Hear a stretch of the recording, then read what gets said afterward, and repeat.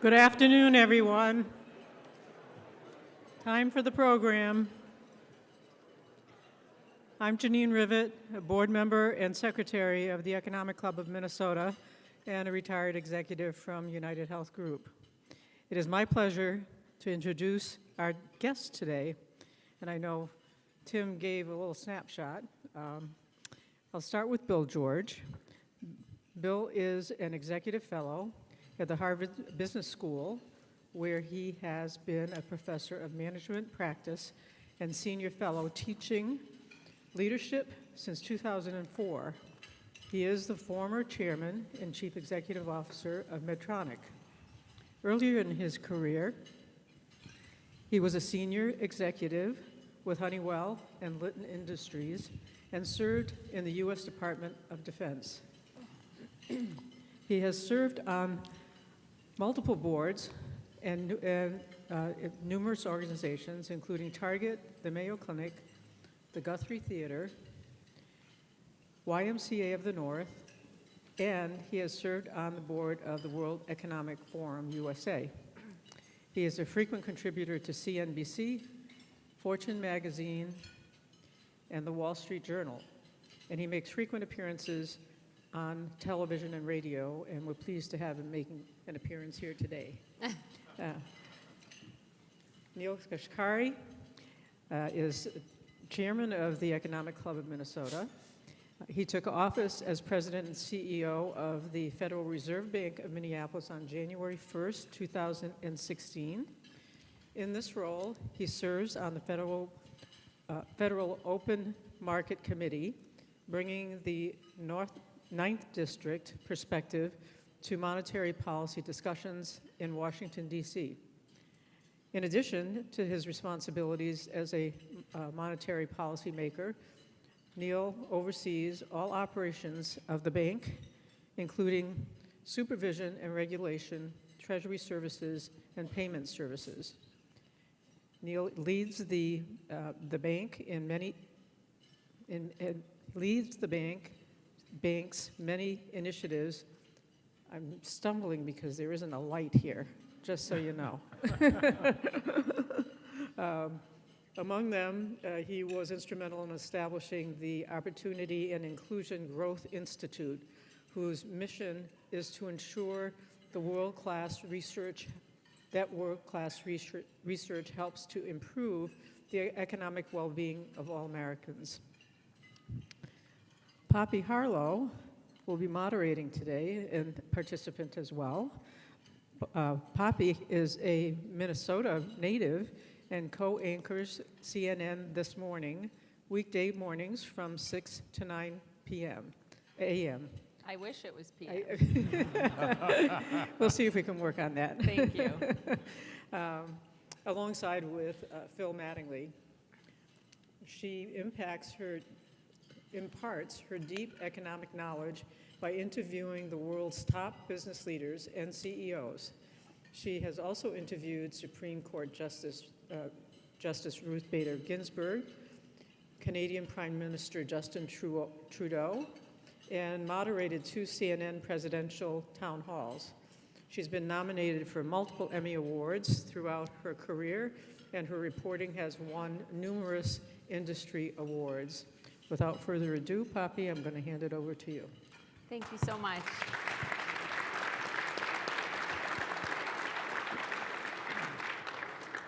Thank you, everyone, for coming. Thank you, Neel. Thank you, Bill. It's so nice to be home. As long as I am gone, this will always be home. And thanks to everyone who's been so warm in their welcome. I love this topic. I care deeply about this topic. I've never been a business leader. I've always been a journalist. I came this close to being a lawyer, maybe one day, went back to law school a couple of years ago, but I've been fascinated by leadership. And I've seen and experienced and witnessed through all the interviews I've done how critical strong leadership is, moral, ethical leadership, and how detrimental not having that can be. So thank you both for having this conversation. I'm fascinated by the fact that, Neel, you met Bill and really wanted to talk to him deeply about this.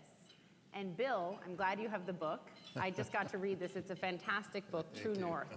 And my friend and one of our CNN contributors, David Gergen, writes at the beginning of the book, this book can help us find our way. If individual leaders can recognize when they have drifted away from True North and make successful course corrections, as Bill George argues, nations can as well. Surely authentic leadership beats what we have now.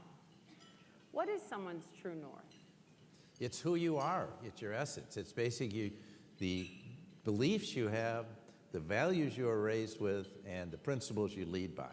And if you can be clear about those things and stay on course, and then find, where do you find joy and fulfillment in your life? Is it through your work? I hope you find that kind of joy in your work. By the way, welcome back to Minnesota. We're delighted to have you, a Lake of the Isles person.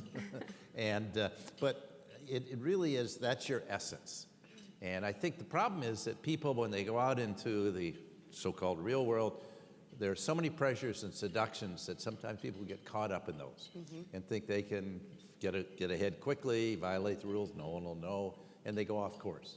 And they don't, when you see people getting in in ethical and legal trouble, they didn't start out they started out here making some deviations, and they get on that slippery slope, and they go down that. So I think it's important to be grounded in who you are before you go out and try to change the world. I don't think you can have an impact on the world until you have a clear sense of yourself and who you are, and bring that self-awareness. Neel, why were you so intrigued by Bill and wanting to have more deep conversations with him on this when you met him? What was it? I have seen throughout the course of my career multiple instances of people I thought were highly ethical leaders who lost their way. And I didn't understand it. Like, I just could not have pictured this person doing that. And so when I saw Bill, we met socially through mutual friends, I kind of pulled him aside and said, explain this to me. And he had many examples in his own career when he's seen the same thing. Because, the fear is, I consider myself to be a highly ethical person. If this other person could lose their way, maybe any of us could lose our way. And how do you guard against that and protect yourself from that? So that's what drew me to Bill. And we dove into this conversation, and then it also dawned on me, I think a lot of other people would be interested in having this conversation too. And that's what led to us having this discussion here today with you. And we are going to open it up for questions really throughout. So if you have one, please raise your hand and the microphones will come to you. We can do it at the end, but we can also do it throughout as well. I want to stick with you for a moment, because for those of you who have not read and you should read, the 2009 profile on Neel in the Washington Post, after he ran TARP for this country and helped save us, and then led the Fed through COVID here, now dealing with inflation, you literally went to the woods. You went to the woods, you had run for governor of California, and you went to the woods and you had four goals. Build a shed, chop wood, lose 20 pounds, and help with Hank's book, Hank being Hank Paulson. But I think in essence there you also sort of found yourself again. Is that right? I mean, I realized what drew me to public policy was a chance to make a contribution, to hopefully make a difference, hopefully a positive difference. I always say to people, if you want to help 1,000 people, donate to a charity. That's really important. Do that. If you want to help 1 million people, you can only do that by improving the public policy of the nation, the state, the city, the world. And so that's what drew me to public policy. And I think spending time in the woods, so to speak, helped me refocus my energy on, hey, how can I make a contribution, hopefully for the better? And you built that shed. Built that shed, lost the weight, then gained the weight, then lost the weight again. Wrote the book. Helped write the book, Did all the things. Bill, you've been having a lot of recent conversations with CEOs about this moment. And I think all of us, our ears perked up when Jamie Dimon said in the bank's third quarter earnings, quote, "This may be the most dangerous time the world has seen in decades." And if you talk about all those things together, what the war between Israel and Hamas, the war on Ukraine, Taiwan, China, inflation, the Great Resignation, the return to work, or a lot of people don't want to return to work. What are CEOs telling you about this moment, and how are you advising them? They, and frankly I, have never seen a time of multiple intersecting crises. You just listed half a dozen of them. They affect you. You can say, oh, Russia, Ukraine, that doesn't affect us. No, it does. And anyone who has any knowledge of history know how these skinks and spool out of control, certainly in the Middle East. And so I think the CEOs, I was just with a group of very large company CEOs in Paris. We put together a program for them that we get together twice a year. And they are very concerned about the situation. So, but they know they can't change it. They're not going to solve these things. But then their companies have to do the right thing. They have to stay the course. And while they're dealing with these crises and trying to adapt. So today, as a leader, you have to be very adaptable. You can't just have a fixed plan and have, well, we got a 5-year strategy we're following. You actually have to be very adaptable. You have to know where you're going, keep your vision clear. But you have to adapt very quickly to changing. And I've never seen a time when they move so quickly. Yeah. And so you need to stay abreast of those things.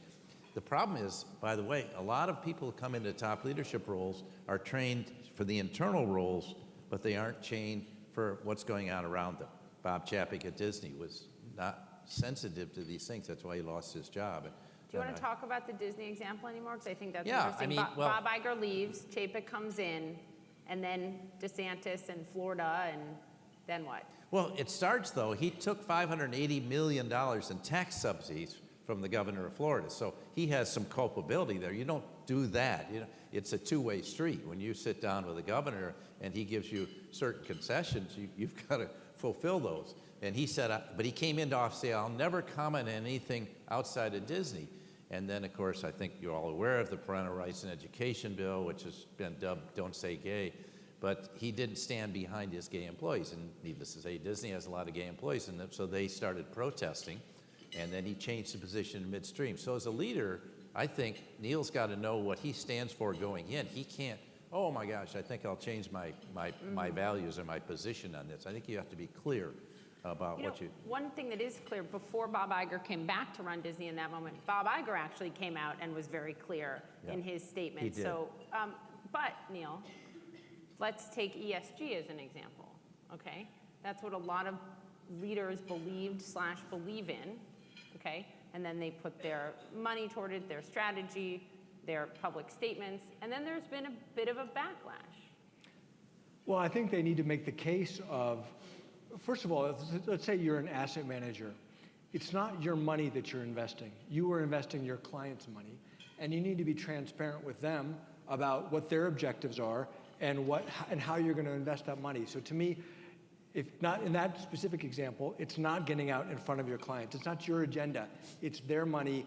You need to be in communication with them. And I think if you tie back to who your constituents are, who you're working for, and make sure that they are in alignment with what you're doing, that's ultimately the protection that you need, because it's their money. They're the ones who should be making the decisions. And if you're investing the way your clients are telling you to invest, then you should be able to look anybody in the eye and say, you know, I'm doing my job. How important is admitting mistakes? And let's take the Fed as an example. How did the Fed... We never make mistakes. You have made mistakes. Rose-colored glasses. How did the Fed, Neel, miss such persistent high inflation? I think everyone wishes they could forget the word transient. Transitory. Transitory. Thank you. Transitory, you're welcome. See, I already forgot it. But transitory, right? And it wasn't just you guys, it was the administration as well. What did you learn from that miss that guides how you move forward? Yeah, well, great. You're absolutely right. We missed on transitory. By the way, not just we, I did. I was one who affirmatively said, I think this inflation is going to be short-lived. It's going to fall back down. Therefore, let's not overreact. That was obviously wrong now. So a bunch of stuff has happened. One is the pandemic was unlike anything any of us had ever experienced. Yep. The shutting of the economy, but also the reopening of the economy. You also had waves of COVID, and then you had Russia invading Ukraine all at the same time. Nonetheless, we got it wrong. So one thing I tried to do is when I do make a mistake, and I do make mistakes, I try to be very disciplined about owning it. Not just in my own head, but publicly. So I published an essay a year and a half ago where I came out and said, I got it wrong. Here's what I got wrong. Here's what I looked at. Here's what I've learned from it. I can't promise you I'm not going to make mistakes in the future, and we're not. We want to minimize the mistakes, but even more importantly, we want to identify them early so that we can adjust and then not double down on this misbegotten path that we've been on. So again, we're going to do our very best. Every one of my colleagues is doing their very best to understand the dynamics driving the economy. There's a lot of uncertainty. We're going to make mistakes, but we need to own it so that we can learn from it and not repeat those mistakes. I know you can't tell us everything, but can you take us inside the room at the Fed when you said, I got this wrong, and hopefully your fellow central bankers conceded such as well. What's that? What are those conversations like, and how do they help you now? Because what you decide impacts all of us. Well, I mean, I think it's hopefully what we're left with is overwhelming humility, which is we didn't understand the dynamics of COVID. We never lived through it before. There was so much uncertainty around the reopening of the economy. Now there continues to be great uncertainty about how financial markets are responding. So right now, there's a lot of focus on the Treasury yield curve and what's driving some of the moves in the yield curve. If anybody tells you definitively that they know exactly what's driving that, be very suspect, because none of us knows for sure. And so, we'll all have our various theories, but the big takeaway is none of us knows for sure. So let's not bet on any one explanation, because we might get that wrong. Bill. I think this is a great example. We all make mistakes, and I think as a leader, the first thing we have to do is own our mistakes. I wrote a book a few years ago after the banking crisis of 2008 and 9. And the first lesson about leading in crisis is face reality, starting with yourself. And reality changes. No one is clairvoyant. You don't know exactly what's going to happen with COVID. You don't know exactly what's going to happen with all these events. You didn't predict Russia was going to invade Ukraine, I'll bet. But then when you see it changing, you have to be adaptable. That's why I say, as a leader, but you have to say, we got it wrong. I think it's very courageous that you do it. I know a lot of leaders that won't admit their mistakes. And what happens then is they start covering up their mistakes. Those are the ones sometimes go to jail because they maybe if they admitted the first mistake, they could have gotten out of it. It's so important. You teach this in your courses, right? And you have a pretty poignant example of your time at Medtronic on admitting mistakes. Well, I came to Medtronic. I was still chief operating officer, and we had to reorganize the globe. And I wanted to have a president of Europe, promoted a very competent person, come from a subsidiary.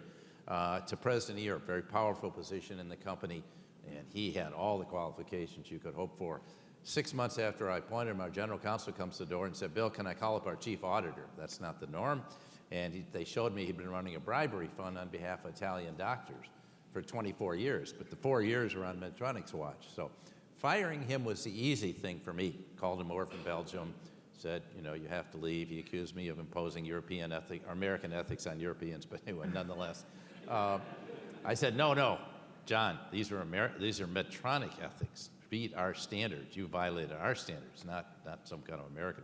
But then going to the board of directors, the executive committee, and I was the new kid on the block, and then going out publicly. We went right away the same day to the SEC and said, wait, can we come down and see you and talk about this? Because here's what we found. And fortunately, it could have very easily been a Foreign Corrupt Practices Act violation. In the end, they did not hold us. They did not pursue it because they said you self-reported right away as soon as we found it. And I just think you have to face that. But if we had tried to say, well, let's not talk about this, we don't want anyone to know, it could have gotten much worse. You, in March of 2002, Neel, reminded people of a letter that Abraham Lincoln wrote to General Grant. This is from July 13th, 1863. My dear General, I write this now as a grateful acknowledgement for the almost inestimable service you have done to this country. I wish to say a word further. When you turned northward, east of Big Black, I feared it was a mistake. I now wish to make the personal acknowledgement that you were right and I was wrong. Yours very truly, Abraham Lincoln. Wow. Why do you bring that up? Well, those of you who know me know I'm a little bit of a history junkie. And the thing about Lincoln that just amazes me is Ulysses S. Grant knew that Lincoln wanted him to do something else. They both knew it. But Grant went out of his way to say, I want to acknowledge for the record that you were right and I was wrong. And so that's like my great reminder. I'm not Abraham Lincoln. You're not Abraham Lincoln. But if Abraham Lincoln could go out on the record and say, you were right and I was wrong, then you know what? So can we. And so that's just a reminder that I always say to myself, if he could do this in this situation, why can't I have the courage to do that? And so I love that letter when I mean, it's a famous letter, but I stumbled upon it and it was like, wow, Yeah. how cool is that? I love it too. I think it's interesting how much Abraham Lincoln has been referred to in the last, especially in the Yes. Republican Party, in the last, especially couple of years. We should pay attention. Bill, you wrote this great piece 10 years ago, more than 10 years ago, Why Leaders Lose Their Way. And in it, you say that every leader needs to ask themselves two fundamental questions. Why do I want to leave, and what's the purpose of my leadership? Right. Why are those two questions so important in helping leaders not lose their way? Well, if you're leading for money, fame, and power, you're going the wrong way, and you can get yourself in very deep trouble. Okay, you will do well financially if your organization does well. And, fame is very fleeting. You can be, Jack Welch was the greatest leader of my time, and now, his people are questioning him. And, if it's all about power, our job in leadership is not to have power over other people. It's to empower people who work with us because they can do so much more when they feel empowered. And I think if you need clarity of purpose, why are you doing this? So, Poppy, I actually left a great company, Honeywell, to join Medtronic because the purpose was making money. And yeah, I believe we've been in a lot of business and know how to make money, but that can't be your sole purpose. And so we went to Medtronic, and our purpose was restoring people to full life and health, and we actually measured it by how many seconds does it take till another person's health is restored by a Medtronic product. So I think you need to have clarity about that before you take on the leadership role, because if you don't find that, then you're liable to go the wrong way. And I've seen way too many people get caught up in themselves and think they're so great, and I'm responsible for all this success when they've got a huge organization underneath them. Let's talk about a couple of examples. One, I would go back to your time on the board of Goldman with Rajat Gupta, former head of McKinsey, was found convicted of securities fraud in 2012. I'd note in his book, he still maintains his innocence. What did you learn from that experience? And then let's talk about the conviction of Sam Bankman-Fried just late yesterday. I would love to. Rajat Gupta was a great guy. I looked up to him as a leader. We were on two boards together. I helped recruit him to the Goldman Sachs board. He helped me get on the World Economic Forum board. And he was a leader I looked up to. And I'm sitting next to him in the Goldman boards. Now, I had no idea that 16 seconds after this very critical meeting where we had the most inside information that Warren Buffett was going to invest $10 billion in Goldman Sachs, and the stock had been on a rapid decline. This is September, when everything was going, about 2 weeks after Lehman failed, and, we're going to be next. And so, the fact of that was highly inside information. There's no one that wouldn't argue that was inside. So he called someone a well-known inside trader that Goldman wouldn't do business with, and Rajaratnam, who, invested a lot of money, tens of millions of dollars, just before the market closed. But it was very sad to see this happen. He was a good person, but he got caught up in the money. And it's on the record, he was worth $120 million when he graduated. He retired from McKinsey in his early 60s. As I said, most of us can kind of scrape through to the end with $120 million in our pockets. But he wanted to be a billionaire, and he got caught up in that, and he wanted to be in that unique circle of billionaires. So I find it sad. Now, Sam Bankman-Fried's in a different class. He actually never did anything to achieve success. He conned a lot of people. And, I just like to read a statement from the U.S. Attorney. Sam Bankman-Fried perpetrated one of the biggest financial frauds in American history, okay? Designed to make him king of crypto. But here's the thing. Players like Sam Bankman-Fried may be new, but this kind of fraud, this kind of corruption is as old as time, and we have no patience for it. So my question for all of us is, how do we get caught up in this thing? He's playing with other people's money. I don't think any of it was his own money. And his firm got up to, I think, $32 billion, or his personal wealth got up to $32 billion. Of course, it's all gone now. But, why do people invest in him? They're pretty sophisticated investors that invested behind him. Is it FOMO? What's causing us to do that? But we got to realize these people are all outside the system. The Fed is one of the strongest and toughest regulators. I dealt with them all the time on the Goldman board. They are really good, and they're really tough, and they can frustrate the heck out of you. But that's a good thing, they did a lot of good things to get us out of this mess. And today, I think you can look at it, the regulated banks are actually very healthy, and if we do go into recession, I feel pretty confident they're going to come through it very strong. But we're investing in people outside the system, and frankly, Neel could comment on this if he wants to. I can't find any benefit for crypto. You always have to ask, if we got a new product, what's the benefits of people who are going to use it?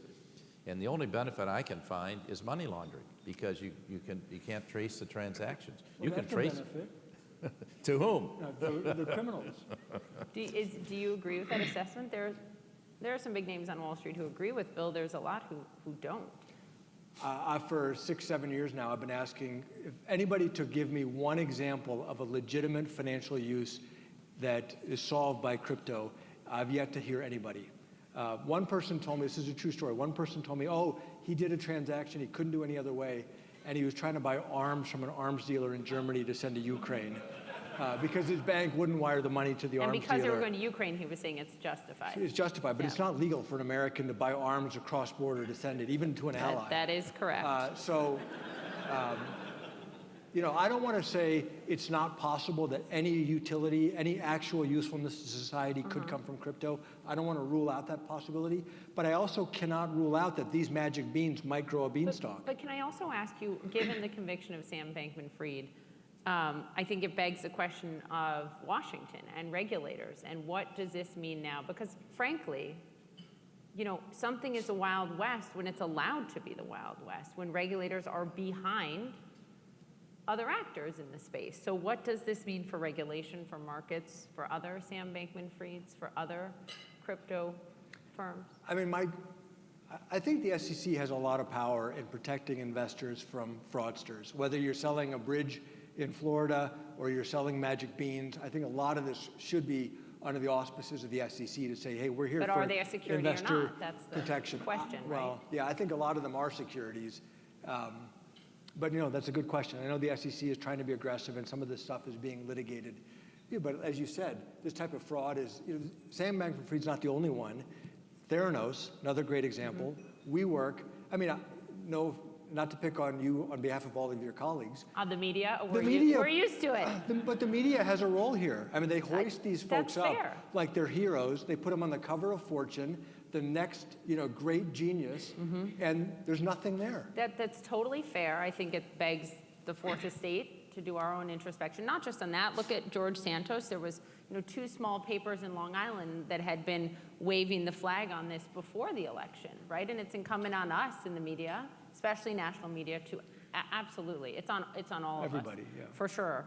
I want to ask about your experiences when leaders go astray. Former colleague at PIMCO, also formerly not that long ago within the Fed. Yeah, well, the Fed president examples where a couple of Fed colleagues were trading stocks. It was just shocking because nobody had to tell me not to trade stocks. You don't need to, if somebody had come to me and said, hey, you should be careful that some colleagues might be trading stocks, I would have said, that's absurd. Of course we're not trading stocks. And so, I give the media credit. The media asked questions, let me see your financial disclosures. The Wall Street Journal broke the story, and it led to big changes. And so that's another example of, I just can't explain it. I cannot explain how somebody in the position that I'm in would possibly think that that was okay to be trading stocks. And that's why I said, Bill, help me understand this, Your standards, if you're in a leadership role, your standards cannot be equivalent to the firm's ethical standards. They have to be above reproach. Everyone's watching. Every time Neel does, people are watching everything he does in a role like he's in. If you're CEO, everyone's watching. So, you need to set a higher standard for yourself. And we have we've had like 400 major CEOs come through our programs at Harvard in small groups of 12 each. That's one thing we talk about. Are your standards above reproach? Is there anything, and how are you going to ensure they are? Because you're going to be watched everything, and you set the standard for your organization, like it or not. And some of them don't like it, by the way, but you are the image of the organization. And it's so important that you set that standard and you maintain it. And it sounds like I'm being purer but no, that's your job. That's not being pure. That is your job. And that goes back to the question, why do you want to lead? Really deeply It does, yeah. look in the mirror and ask yourself that question. Yeah, and if it's about you, then you're probably doing the wrong thing. If it's about building a great organization that can affect human lives, that's wonderful. And so, yeah, I think that's what, you have to be clear about that. And by the way, there are a lot of financial people, a lot of bankers in this room. Let me make a strong comment. Next to healthcare, banking's probably the most noble profession, because we can't do anything without fuel in our tanks. It gives us the fuel in our tanks. It enables everything else. It enables us to found companies, enables to expand businesses, enables us to protect our funds and then hopefully grow them so that we have a nest egg when we retire. And so people have beat up on finance. Neil, if you want my blunt opinion, I wish the whole system, I don't like this shadow banking system.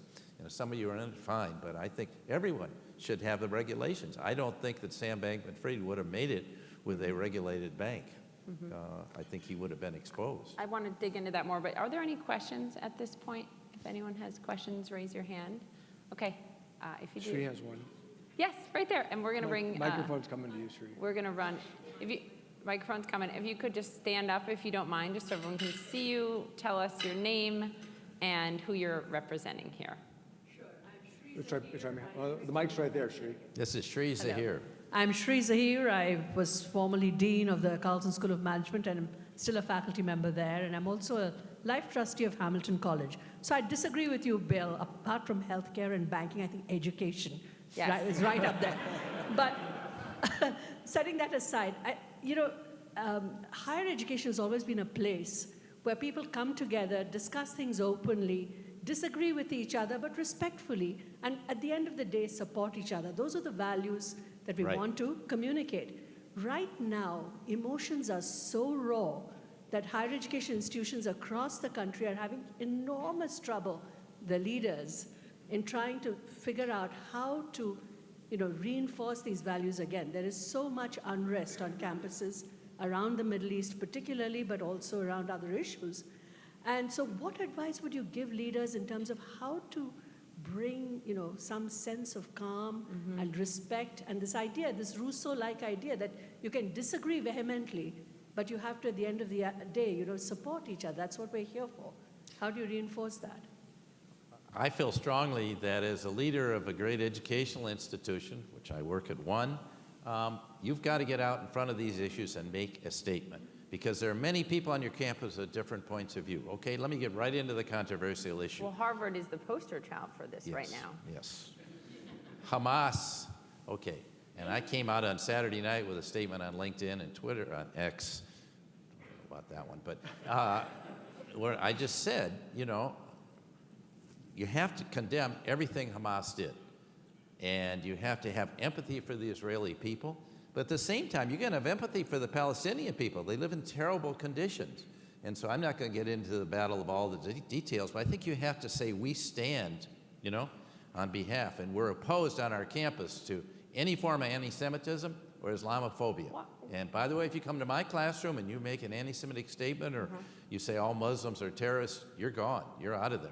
You can't stay, whether you're a CEO or you're an MBA. Bill, why have a number of, and I'm not grouping them together, why have a number of college and university presidents fumbled on this recently? Free speech. And I believe in free speech, but aren't there limits to free speech? Of course, the Supreme Don't we Court have has standards relative to free speech? You can't say things, The Supreme Court has made clear there are limits to free speech.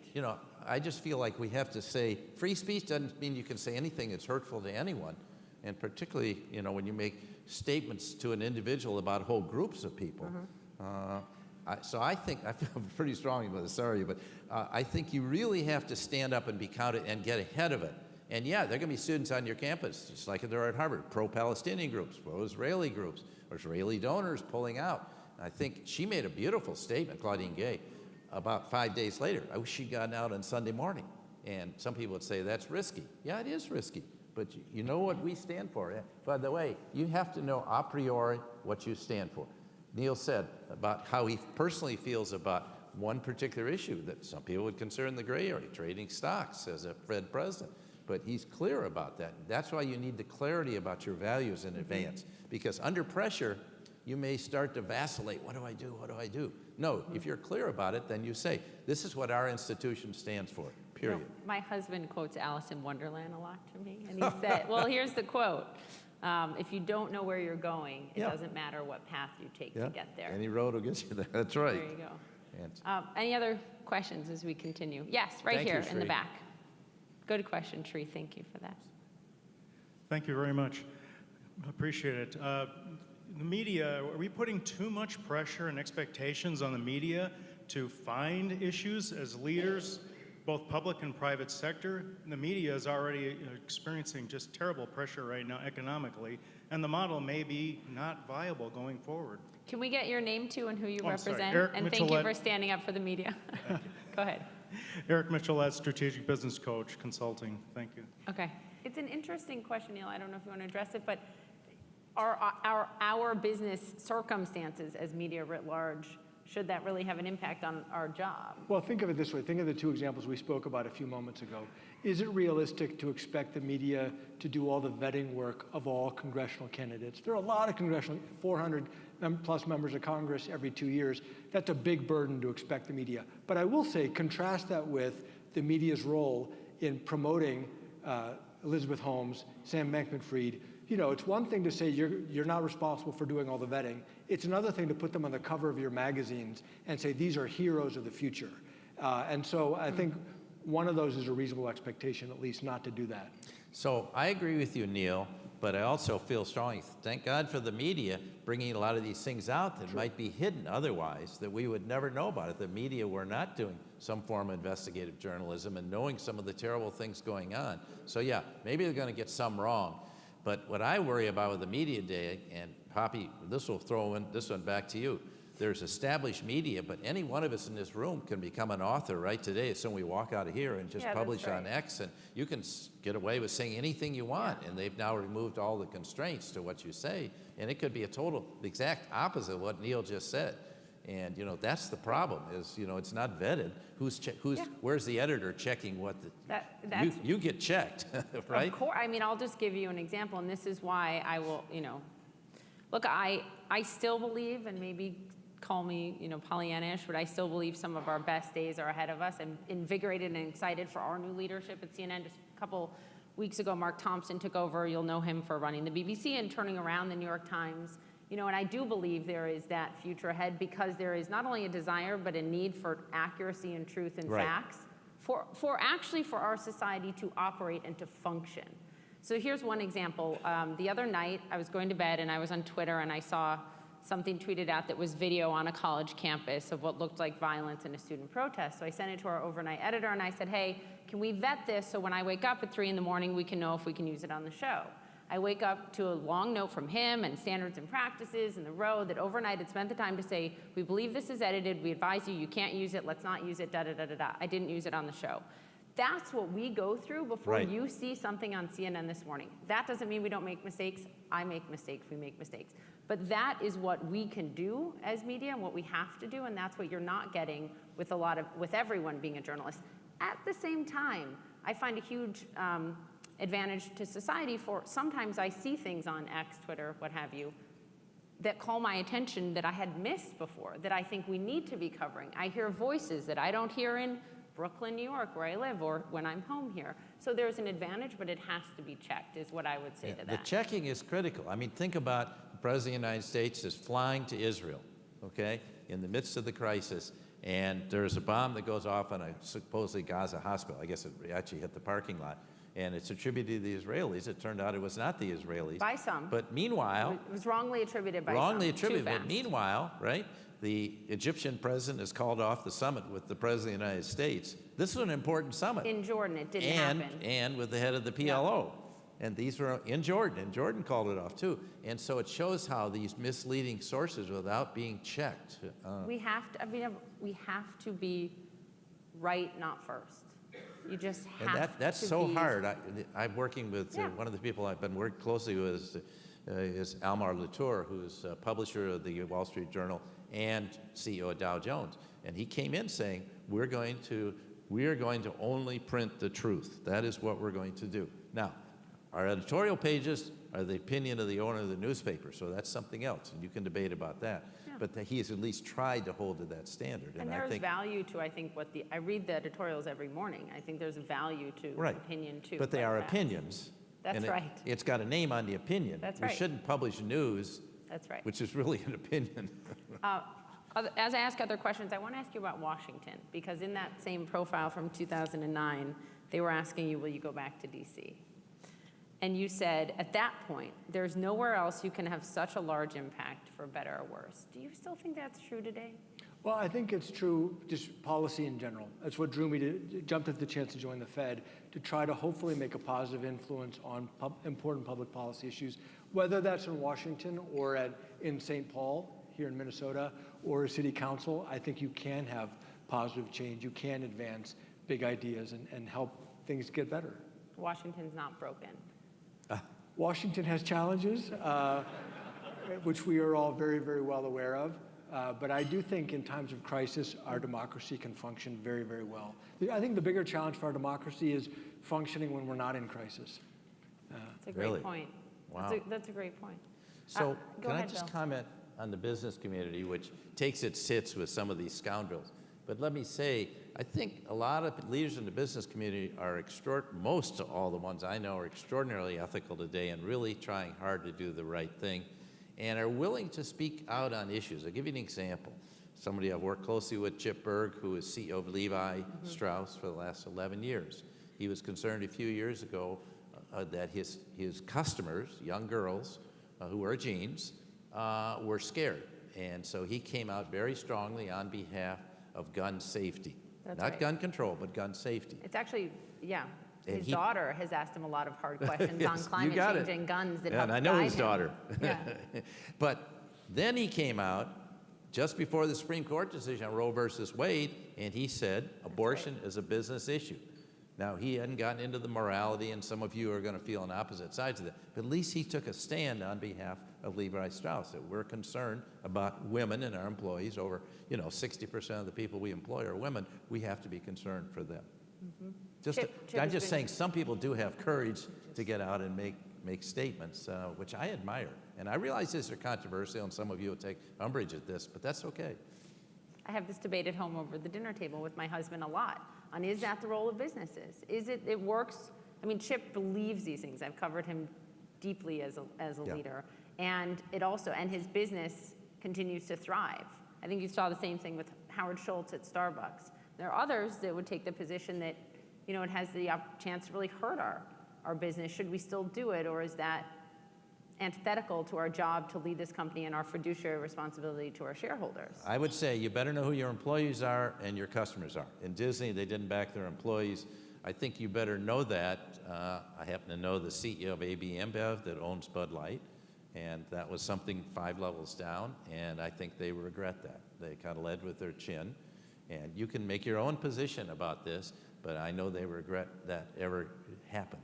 Now, take a really complex one right here in our town.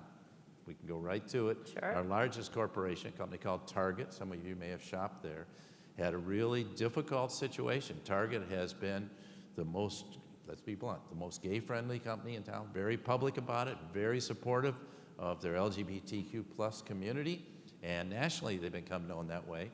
And then they had the Pride collection after the 11th year of the Pride collection, and they're having employees physically get beaten up. So Did you talk to Brian Brian was Cornell on about TV, that? yeah, and he was on TV. It's a very difficult, nuanced situation. He was on TV yesterday saying, I felt I had to protect my employees. Here you have two competing interests, both of which are valued, and he said, I had to protect my employees, so he pulled back some. And Hard decisions leaders that's what I'm have to saying. make. You get hit with these.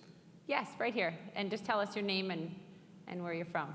My name is Kofi Bruce. I work at General Mills. And thank you for your comments, Neil, Bill, Poppy. I would just want to pick up on that last discussion there, because I think it's really interesting. And it's kind of the challenge of the moment for many of us in leadership roles in business, which is there's the weight of expectations of the people and the organizations you serve to speak out on so many issues these days as leaders. And kind of what's the framework that each of you think about on when you weighed in and maybe when you don't, because there's risk either way.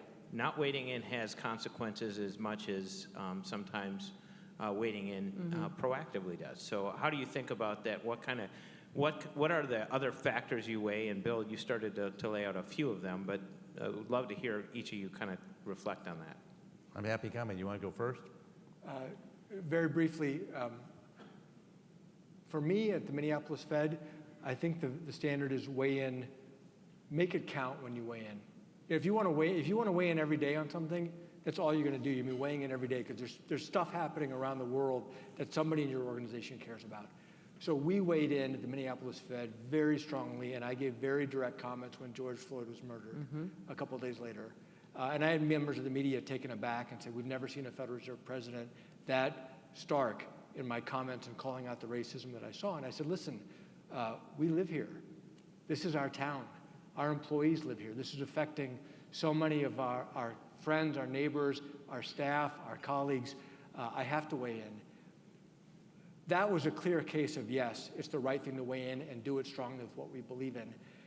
And then it's just, I don't have a clean answer. It's just you got to pick your spots and you weigh in when it really counts. And that one was an obvious one where it really, really counted. I would say thank you. I appreciate that example. It's a great example. I would say, again, we talk about purpose, Poppy. It starts with your company's purpose and its values. And if this reads on your purpose, if it's a healthcare issue, Medtronic's got to have a position on it.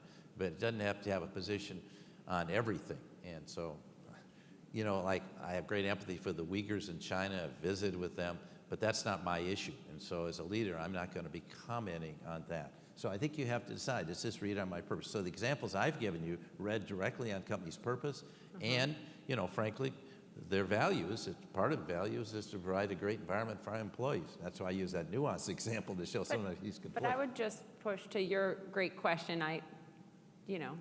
Just eating General Mills cereal last night, right? We talk with Howard Schultz at Starbucks, they're a coffee company. But he was one of the first ones to come out and talk about social issues, to take on race. Some of the things backfired on their business. Yep. When it's not about the core product of your company, how do you decide when to speak on it? And I think Neel makes a great point that if you say something on everything, people don't listen as much. Right. It's a difficult question that leaders have to ask themselves. Yeah. Do you No, have I any think advice? you can't just take on everything. You know, I really agree with you. I think, again, it's got to be what's really important to you. And I use the example also of George Floyd's murder. If you're a CEO in Minneapolis, you had to have a position. Not only that, you actually had to go take a much harder look at what's happening with your black employees and other BIPOC employees. Maybe their lives are not the same as everyone else. Maybe you need to understand. You haven't fully understood that in depth. I remember Ed Bastian of Delta. Yeah. I remember it was Northwest Airlines Isn't that a from when I great was thing? a kid here, coming on with me, talking about the changes that Delta was making after reflecting on that, for example. Other questions? By the way, he had one of the great statements, Poppy. Delta's values are not for sale. Yep, I think we have to go pretty soon, is that right? We have one more question before we get to that question, because I'm a journalist and the media has to ask questions on the news, Neel. A couple of quick questions for you just on the economy. We just saw the jobs report, 150,000 jobs added. Still, though, there's a question of, is it enough slowing for the Fed to be able to stop on raising rates? Your comments on that this morning. It's one job report. The last 3 months, we're averaging around 250,000 a month. This suggests that the labor market is slowing, which we're looking for. That's helpful. Gives us more comfort that the economy is moving back into balance, but I don't want to overreact to one job report. But Jerome Powell said yesterday officials may not need to raise rates more, but it seemed like the market shrugged that off in essence, and we saw a slide in Treasury yields. And if this persists, could it force the Fed to move more nimbly and consider another rate hike? We just have to keep watching the data. Keep watching the labor market data like today. Keep watching the wage data. Keep watching the actual inflation data. Our forecasting, in case you haven't noticed, our forecasting hasn't been that great in the last few years. And so we just need to keep watching the actual data to see, are we actually making enough progress to get inflation down to our 2% target? So it's too soon to call. One more news question for you, and then let's get the mic to whoever is going to ask the last question. Stan Druckenmiller, hedge fund giant, about Janet Yellen just a couple of days ago. Quote, Janet Yellen, I guess because of myopia or whatever, was issuing 2-year treasuries at 15 basis points when she should have issued 10 years at 70 basis points or 30 years at 180 basis points. I literally think if you go back to Alexander Hamilton, this represents the biggest blunder in the history of the Treasury. I have no idea why she has not been called out on it. She has no right to be in that job. Janet Yellen responded last night to my colleague, Aaron Burnett, and I'd like to give you an opportunity to respond. It's Treasury's job to decide how they fund themselves, but I'm going to make an observation. In my experience, every time there's a new administration or a new Treasury secretary, they look at the Treasury yields and say, oh my gosh, it's so attractive, we want to extend the debt. And then they start to do that, and then they talk to bond market experts, and they realize there's limit to depth at these various yields. And it's to simply say, well, they could have taken all these 2-year issuance and issued it at 10 years, the price would have moved, and the yields would have moved. And so it's just, it's a very simplistic analysis that Mr. Druckenmiller gave, and so I don't share his perspective. Okay. Last question right here. Hi. Yes, good afternoon. My name is Naivedya Patle. I'm a student at Carlson School and Humphrey School. Thank you so much for sharing your insight. We did touch base on the ESG space and the leadership area in ESG realm. However, I do want to know, what's your take on the governance side of the ESG realm, and what's the government strategies that you have equipped, with your experiences and wants to pass out to the students, who wants to break into ESG, especially in the governance space. Thank you. ESG in the government space. Governance. I mean, I think this whole conversation has been about leadership, which is really about governance. And governance is the application of some of these leadership principles. And so, I could turn to Bill on strategies on how boards of directors are organized to, maximize the benefit for the shareholders and for the employees and whatnot. But clearly, governance is really important, and it comes back to true north, comes back to values, comes back to what is the mission of your organization. Bill? Absolutely. I mean, again, we need strong governance, we need smart boards of directors, and we need people in strong positions of leadership, and there needs to be clarity about that. But remember, a board member has the future of the organization in their hands, and if it goes under, like Silicon Valley Bank did, shame on the board members. They have a responsibility to preserve, protect, and make important decisions about the future of that institution. It's not just about the leadership, and it's not just about earnings per share. They have that. And so I think if every board member on a nonprofit felt the same way, for-profits, and people that serve on academic boards as well, it's very important. Thank you all. What a delightful and important conversation. Thank you, Neel. Thank you, Bill. Great and job. thank you Thank to the you. Economic Club of Minnesota. Thank you, Poppy. Thank you. Loved